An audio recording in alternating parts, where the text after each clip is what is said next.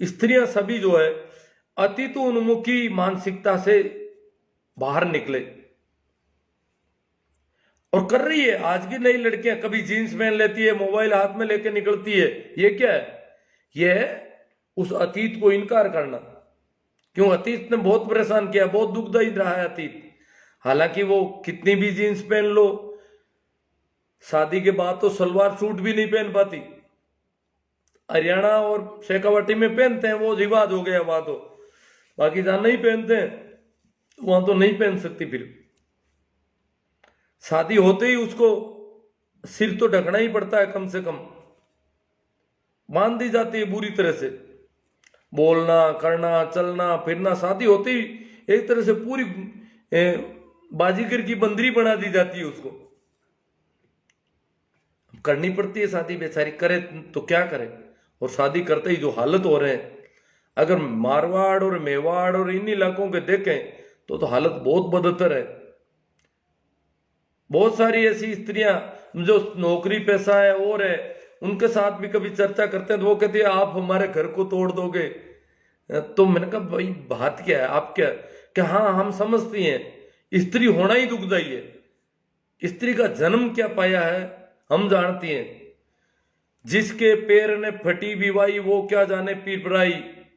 एक है कोई भाई उनके भाई किसके था, किसी पोस्ट पर प्रेमानंद ने ये वक्तव्य दिया था भाई जिनको पीड़ा का पता नहीं है, स्त्री है उनको पता है। अगर स्त्रियों से स्वतंत्र रूप से सारी चीज पूछी जाए कि पर्दा ये वो सारी चीजें जो भी है इनके, यहाँ किले डाल दिए, यहाँ डाल दिया, यहाँ से बांध दी, इधर कहीं से किधर बांध दी, वो सारी चीजें अगर उनसे पूछा जाए तो वो कहते हैं करें क्या। स्त्री होना ही दुखदाई है ऐसा लग रहा है। ये क्यों हो गया? ये यहाँ की सामाजिक सोच की वजह से। बाकी स्त्री होना दुखदाई नहीं हो सकता। इस इलाके की सामाजिक सोच गड़बड़ है और उसने ऐसे ढंग से पूरी तजवीज से उसको बांध दिया बुरी तरह से, ताकि कभी वो स्वतंत्र नहीं हो सके और वो पुरुष की दासी की तरह फिरती रहे, इसको जिंदा रखने के प्रयास करती रहे, इसकी सेवा करती रहे। ये पहले से ही 15 साल बड़ा खांसता है, खंकारता है, उसके थूक बाहर निकालती रहे, सफाई करती रहे उसको। उसके कपड़े तो वो जमाने में धोने लग जाती है बेचारी, तो बाद में तो पता नहीं क्या क्या करना पड़ता है उसको। तो स्त्रियों को इस अतीतोन्मुखी मानसिकता से बाहर निकलना है, विशेषकर स्त्रियां खुद अतीत की प्रशंसा करती है तो बड़ा यूं बेतुका लगता है। हाँ प्रशंसा करो, राजा राम मोहन राय की करो, लॉर्ड विलियम बेंटी की करो, ईश्वर चंद्र विद्यासागर की करो, जिन्होंने भी स्त्री की आजादी के लिए मेहनत की है। बाबा साहब अंबेडकर की करो, जिन्होंने संविधान में इतनी व्यवस्था कर दी। ज्योतिबा फूले, सावित्रीबाई ने लड़कियों को पढ़ाना शुरू किया तो बड़ा बवाल मचा पूरे गांव में। उसको मारने पीटने लगे कि लड़कियों को पढ़ाओगी, शर्म नहीं आती तुमको।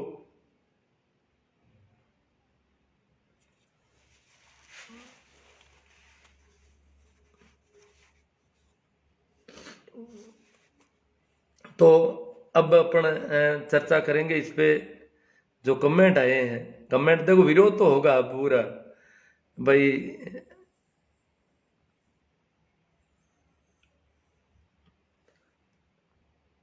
प्रणाम, राम राम, नमस्कार तो सबसे हो ही रहा है। ओम जयपाल जी, सर्दी आएगी कहीं से? हाँ सर्दी आई है।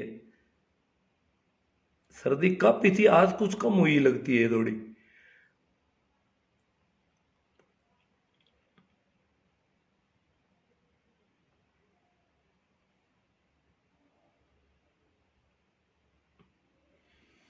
कालू राम जी, मैं सर आपकी सोच को हम सलाम करते हैं।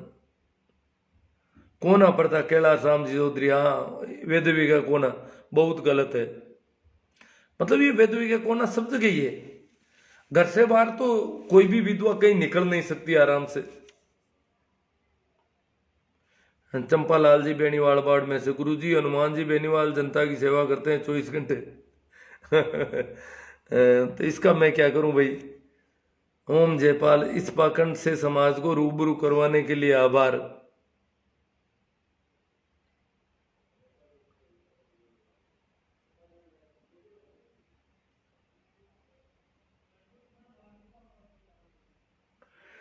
भाई सगाराम जी गोलिया, ये सब पंडितों के बनाए हुए हैं, कौन मना कर रहे हैं। वे आराम से बैठकर शोकाकुल है, त्योहार तक शोक प्रकट आदमी औरत सब रखते हैं। अब सगाराम जी पता नहीं कितना रखते हैं। आदमी तो 12 दिन में भी खुला घूम रहा है और उसको रोटी नहीं मिलती बेचारी को, विधवा को खाने पीने भी नहीं दिया जाता ढंग से। चारों ओर से 4 जने पकड़ लेती है औरतें, उड़ती है तो पैरों से चलने नहीं देते बेचारी को। काम तो कैसे कर पाएगी। और राबड़ी पिलाई जाती है, पता है सगाराम जी, नमक बिना नमक की राबड़ी। आदमी तो पत्नी मर गई है, वो मिठाइयां खा रहा है 12 दिन में, और पत्नी को राबड़ी, वो भी बिना नमक की। चाहे उसका छोटा बच्चा है, उसको दूध मिलना है उसका, फिर भी उसको राबड़ी के अलावा कुछ नहीं पिलाया जाता। वो बच्चा कमजोर पड़ जाता है क्योंकि उसको दूध ढंग का नहीं मिलता उस राबड़ी की वजह से। वो राबड़ी पी नहीं पाती, थोड़ी बहुत पीती है। अशोक कुमार जी कहते हैं स्वामी जी मेरे गांव में बहुत होते हैं बाल विवाह गुजर जाति में। हाँ अशोक कुमार जी, ये जो रिपोर्ट आज आई है भास्कर में, उसमें भी ये लिखा है कि सबसे ज्यादा बाल विवाह ओबीसी में होते हैं। तो गुजर भी एसबीसी ओबीसी अभी मिलते जुलते ही हैं। तो इस उनके आंकड़े हैं, वो कह रहे हैं सबसे ज्यादा ओबीसी में होते हैं। जैसे हमारे मारवाड़ में प्रजापत एक जाति है, तो प्रजापतों में शादी जो है, रिश्ता तो गर्भ में बच्चा होता तभी हो जाते रिश्ते तो, और फिर जन्म के तुरंत बाद ही शादी हो जाती थी। किसी की 6 महीने बाद, किसी की साल भर बाद, किसी की 2 साल बाद। बिल्कुल छोटी उम्र में बच्चों की शादी होती थी। जब वो उनको पकड़े पकड़े शादी करते थे, दूसरे उठा के ले जाते थे। ये हालत है।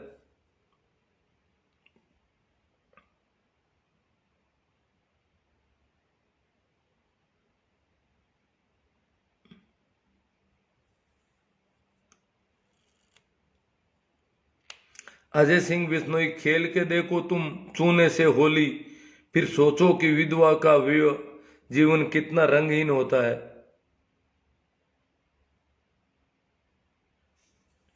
टीना डाबी के बारे में बताओ। टीना डाबी के बारे में बात तो कर लेंगे हम, टीना डाबी की भी करेंगे 1-2 बातें करेंगे। देखो टीना डाबी ने शादी कर ली, और ऐसे समय में टीना डाबी की शादी कोई न तो अरेंज मैरिज है और न वो प्रेम विवाह। मेरी दृष्टि में टीना डाबी की जो शादी हुई है, वो न तो अरेंज मैरिज है न प्रेम विवाह। हाँ, घर वालों ने स्वीकृति दे दी। अब वो दोनों जो है, टीना का वो हस्बैंड, मुझे नाम याद नहीं आ रहा है, ये दोनों ट्रेनिंग में साथ हुए। टीना यूपीएससी टॉपर इंडिया और वो सेकंड टॉपर। एक सलमान है, क्या नाम है उसका, वो सेकंड टॉपर था और ये टॉपर थी। तो इन दोनों की आपस में देखो बात तो हो ही जाती है, भाई मैं ये टॉपर आई है, वो सेकंड टॉपर रहा, तो उसने भी वहां ट्रेनिंग में साथ थे, तो बातचीत हो गई होगी आपस में। और फिर बातचीत होते होते बात बढ़ गई, और वहीं से इन्होंने दोनों टॉपर ने शादी करना तय कर लिया। तो प्रेम विवाह अगर होता तो पूरी दुनिया पड़ी थी, ये सेकंड टॉपर ही क्यों, या जो सेकंड टॉपर है उसका प्रेम विवाह जो यूपीएससी टॉपर से ही क्यों, वो किसी और टॉपर से हो जाता, किसी और से हो। इसका मतलब ये एक परीक्षा के रिजल्ट से तय हुआ इनका शादी का मामला। इनकी मानसिकता पता नहीं कैसे हुई। ये जो यूपीएससी की चयन प्रक्रिया है, उसकी परीक्षा, इंटरव्यू वगैरह सारा जो परिणाम आया आखिरी, उसमें एक टॉपर है एक सेकंड टॉपर है, और इन दोनों ने आपस में शादी कर ली। तो ये कैसे तय हुआ इनका शादी का मामला। अगर वो यूपीएससी से टॉपर और सब टॉपर नहीं होते तो शायद इनकी शादी नहीं होती। तो इसका मतलब इसको प्रेम विवाह भी नहीं कहा जा सकता, ये उस रिजल्ट से निकला हुआ विवाह है। और इसलिए वो विवाह जो है ठीक है, दोनों समझदार हैं, काफी क्वालिफाई हैं, और उनकी अपनी जिंदगी का मामला, किसी की भी निजी जिंदगी में झांकने का हमारा कोई हक नहीं। उन्होंने उनकी अपनी जिंदगी है, और उन्होंने बहुत ही शालीन तरीके से तलाक का जो एप्लीकेशन दिया है, अप्लाई किया है, बहुत ही गजब का तरीका। उन दोनों की पूरी सहमति, 100% सहमति है। दोनों ने लिख दिया कि हमारे विचार अब नहीं मिलते, जो मिल गए, अब हमारे विचार नहीं मिलते, इसलिए हम तलाक चाहते हैं। तो कोई लड़ाई नहीं, कोई झगड़ा नहीं, तो हमें क्या लेना देना टीन अडावी वाले मामले में अगर देखा जाए तो। परंतु कुछ लोग कहते हैं प्रेम विवाह असफल है, ऐसी बात नहीं है। ये विवाह मेरी दृष्टि में न तो प्रेम विवाह है न अरेंज मैरिज है। हाँ भाई, सगराम जी गोले कहते जाटों में तो पुराने जमाने से ही विधवा विवाह का प्रचलन था। हाँ, काफी पुराने जमाने से था। मतलब ये जाटों को वैसे हल्की जाति माना जाता है। पिछड़े वर्ग, अनुसूचित जाति और आदिवासी जनजातियां, इनमें विधवा विवाह का प्रचलन बहुत पुराने जमाने से है। इनको भारतीय समाज की मुख्य धारा में माना भी नहीं गया कभी। समाज की जो मुख्य धारा के लोग हैं वहां विधवा विवाह नहीं थे। इनमें तो सती प्रथा भी बहुत कम थी, पर विधवा को परेशान नीची जातियों में भी किया जाता है। पिछड़े वर्गों में विधवाएं काफी परेशान रहती है, उच्च वर्गों में तो बहुत ज्यादा रहती है। पिछड़े वर्गों की विधवाएं भी बहुत यूं ठीक नहीं मानी जा सकती, खुले मजदूरी करने और इतना ज्यादा काम नहीं कर पाती। हाँ, अनुसूचित जाति की विधवाएं जल्दी मजदूरी में निकल जाती है। पिछड़े वर्गों की और भी रुकना पड़ता है, उनको काम पर भूखा मरना पड़ता है घर में। अगर अनाज नहीं है तो भी मजदूरी नहीं जा सकती कुछ दिन तक पिछड़े वर्गों की महिलाएं। और जो उच्च वर्ग है उनकी तो आप और हम जानते ही हैं, वहां तो विधवा ही रहना पड़ता है उसको जीवन भर। हाँ भाई, चेतन प्रकाश जी नवल, बाल विवाह, विधवा प्रताड़ना, सती प्रथा का विरोध तथा विधवा विवाह, महिला शिक्षा के लिए ज्योतिबा फूले ने आंदोलन और अनुकरणीय काम किया। हाँ, ज्योतिबा जी ने किया था, खूब काम किया इस पे। अनोब सियाग रुदिया, पुराने गलत तरीकों का विरोध करो लेकिन अपनी संस्कृति से छेड़छाड़ मत करो। अजी, संस्कृति, अगर यही संस्कृति है कि महिला को ढांक कर रखो, उसको खाने पीने को मत दो, उसको काम मत करो, वो घर में भूखी मरे तो मरे, विधवा है इसलिए वो काम पर नहीं जा सकती, तो ऐसी संस्कृति हमें नहीं चाहिए। जो भी कचरा संस्कृति उसको फेंको। हो सकता है गलतियां पहले हो गई, क्या गलतियां जारी रखेंगे हम? नहीं, हमें जमाने के अनुसार बदलना पड़ेगा। ये कितने दिन तक ढोएंगे? जितनी भी संस्कृति हो, जितनी भी पुरानी चीजें हैं, वो सारी की सारी, मैंने कहा अतीतोन्मुखी मानसिकता मात्र महिला विरोधी है। अतीतोन्मुखी मानसिकता मात्र पिछड़े वर्गों और अनुसूचित जातियों के विरोधी है। अतीतोन्मुखी मानसिकता मात्र ग्रामीण लोगों के विरोधी है। अतीत की जो मानसिकता है, जो पुरानी चीजों को हम पकड़ के रखते हैं, तो पुरानी चीजें हमारे लिए खतरनाक है, नुकसानदायक है। यहां तक कि कम उम्र के लोगों के लिए भी नुकसानदायक, क्योंकि बड़ी उम्र की आज्ञा मानो, ये अतीत कहता है कि बड़ी उम्र के लोगों की आज्ञा माननी जरूरी है। क्यों भैया?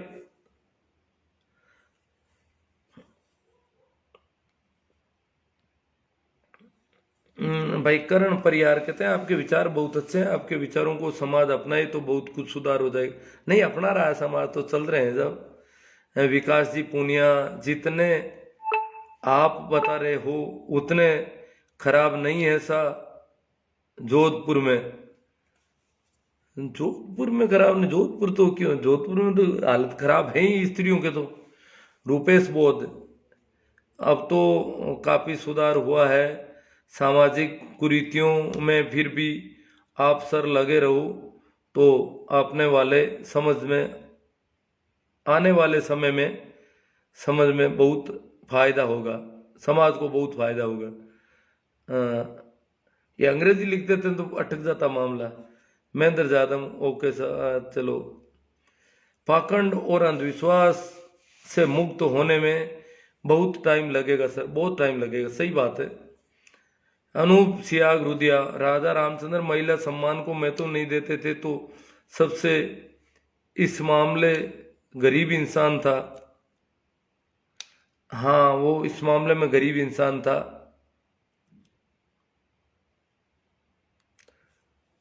राजा रामचंद्र ने महिलाओं को सम्मान नहीं दिया भाई। बेचारी शूर्पणखा के कान नाक काट लिए हैं लक्ष्मण ने, और भैया कह रहे थे कि हाँ काट ले तुम, तो क्या सम्मान बताएं इनका। वो तो प्रेम निवेदन लेके आई थी। रामेश्वर लाल जी नानिया, 3 तलाक बिल के बारे में आप क्या सोच रहे हैं? 3 तलाक बिल बहुत अच्छा है अगर उस पर ठीक ढंग से काम होता है तो, परंतु मुझे चिंता यहाँ की जो आस पड़ोस की महिलाएं हैं, रामेश्वर लाल जी नानिया, हमारे घर परिवार की जो महिलाएं हैं उनकी स्थिति को भी कोई अच्छी स्थिति नहीं है। महिलाएं तो क्या, लड़कियों को बेचारियों को मनचाही जगह पे पढ़ने नहीं भेजा जाता। मूला राम जी, वाह सर क्या कहना है। भंवरलाल जी कटारिया, गुड वर्क। हाँ आमिर है उसका नाम है ना, सुखराम जी। टीना डाबी का हस्बैंड जो है आमिर है, उन्होंने तलाक का आवेदन कर दिया है। आप सर इतना समय निकाल कर समाज को पाखंड और अंधविश्वास से रूबरू करवा रहे हो, इसलिए आपका बहुत बहुत शुक्रिया और आभार। प्रकाश जी मेघवाल, सर मैं आपके विचारों से बहुत प्रभावित हूँ। आज के इस युग में आप जैसी सोच रखने वाले बहुत कम लोग हैं। अनूप सियाग, शादी नहीं सांठ गांठ थी, की थी टीना डाबी और आमिर ने। हाँ जो भी किया था उन्होंने, शादी तो हो गई थी उनकी। विजय चौधरी, जब एक लड़की tight jeans top backless dress बिना बाजू वाला ड्रेस पहने तो उसे करेक्टरलेस बोल देते हैं। हाँ बोलते हैं विजय जी, क्या बताएं। लेकिन धर्म के नाम पर एक पतली सी साड़ी पानी से भीगकर और पारदर्शी हो जाती है, तब लोग उन्हें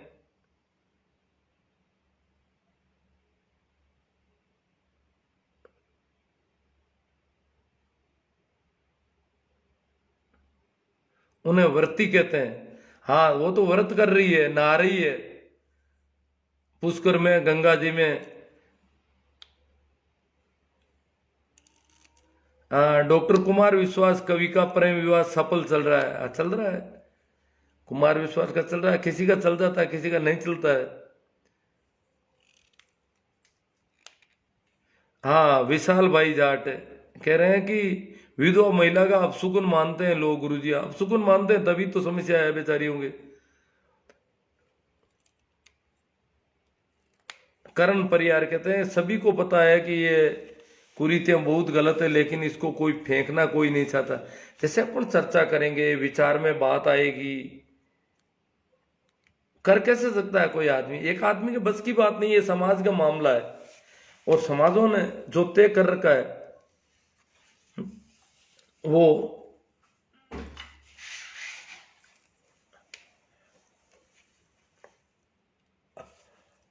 एक आदमी उसमें कुछ कर नहीं सकता। कोई अपने घर परिवार से या ऐसे कुछ नहीं कर सकता। अब सगाराम जी गोलियां लेके आए हैं, सबरी के हाथ के बोर खाए हैं। देखो ये तो सगाराम जी मामला बहुत गंभीर होता जा रहा है। आप मुझसे कहलवाओगे तो बड़ा गड़बड़ हो जाएगा। भैया ने हाथ से नहीं खाए हैं बोर, सबरी ने मुंह में से निकाल के बोर दिए और खाए हैं। ये देख लो, अब मुंह में से कोई किसी को निकाल के बोर दे और खाए, इसे क्या कहा जा सकता है। अब उसको बाद में कह दे कि वो तो बदसूरत थी, वो अच्छी नहीं थी, सुंदर नहीं थी, बहुत बुरी शक्ल की थी, तो ये क्यों उसको इतना इतनी उसकी शक्ल के बारे में इतना क्यों कहा गया। कहीं ऐसा तो नहीं कि कोई शक नहीं कर ले कहीं इनका कि भाई मुंह में से बोर खाए हैं, मामला क्या है। इस शक पर पर्दा डालने के लिए कहीं ऐसा तो नहीं हो कि उन्होंने उसकी शक्ल खराब बता दी हो। खैर जो भी है, सभी को मेरा प्रणाम, नमस्कार, राम राम, और यही विराम दे देते हैं। देखो मित्रों, आज तो मैंने ये ले लिया टॉपिक, कल वापस वही गीजू भाई वाला ही चलाएंगे हम बच्चों के साथ। जो महिला और बाल विकास, महिलाओं और बच्चों, महिलाओं को मैंने बीच में ले लिया, मुख्य रूप से तो बच्चों, महिलाओं के लिए तो आंदोलन चलने शुरू हो गए, कई संगठन बन गए, महिलाओं की आवाज भी छोटी मोटी उठ रही है। आने वाले समय में हो सकता है कि महिलाएं ये कानून बनाने में भी सफल हो जाए कि जन्मे हुए बच्चे का बाप उसकी टट्टी पेशाब साफ करेगा, दूध मैं पिलाती हूं तो जो उत्सर्जन करता है वो करेगा। ऐसा कानून भी बन सकता है आने वाले जमाने में, क्योंकि जो इतने समय से उन पर ये थोपा गया तो उसका उल्टा भी वापस हो सकता है। तो महिलाएं तो आ जाएगी, पर बच्चों की वकालत जो गीजू भाई ने की, हम उसकी चर्चा वापस जारी रखेंगे। और वैसे परसों 23 तारीख है, परसों में सर छोटू राम की जयंती की पूर्व संध्या है, तो उस पर लाइव रखूंगा। सर छोटू राम के संबंध में अपन चर्चा करेंगे, बातचीत करेंगे, और 24 तारीख को सर छोटू राम की जयंती को हम कैसे मना सकें इस पर काफी होगा। तो कल तो गीजू भाई वाला होगा और परसों सर छोटू राम पर होगा। प्रकाश जी बारा, जय हो जीव तारो, प्रेम छापरवाल जी। समाज क्या कहेगा, लोग क्या कहेंगे, ये सब जिस दिन लोग इन सब से ऊपर उठ सोचने लगेंगे तब सुधार संभव होगा।